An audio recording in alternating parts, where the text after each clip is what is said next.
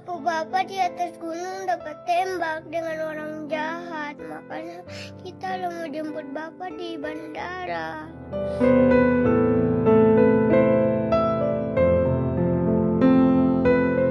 Syahdan Alun beberapa hari ini beredar luas di media sosial WhatsApp Group atau WAG, di mana seorang anak kecil yang polos berbicara bahwa dia kehilangan sosok seorang ayah saat bertugas di Puncak Jaya, Papua Pegunungan.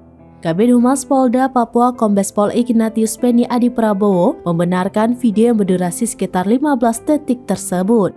Beni menyebut bocah yang menggunakan pakaian berwarna biru gelap itu dengan nada sedih mengatakan bahwa akan menjemput jenazah ayahnya di bandara. Mengutip Tribunnews.com, Beni dalam keterangan tertulis mengaku video ungkapan sedih dari anak kecil itu sungguh menyiksa hati.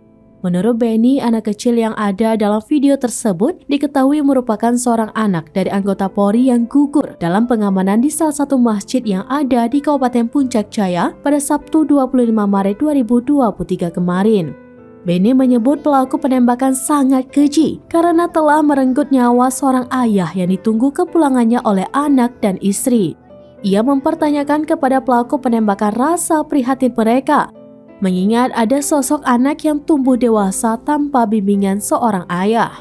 Beni menambahkan hal ini harusnya dapat menjadi pembelajaran dan mampu membuat sadar oknum yang hingga kini masih berada di bawah hasutan hingga menjadi pemberontak dalam persatuan NKRI.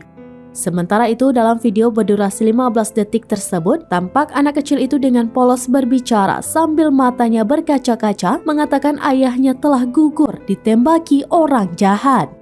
Berdasarkan informasi yang beredar, anak kecil tersebut diketahui merupakan anak dari Serda Rizwar yang gugur saat mengamankan sholat tarawih di Masjid Al-Amaliyah Ilu, Distrik Ilu, Kabupaten Puncak Jaya, Papua Pegunungan pada Sabtu 25 Maret 2023 lalu.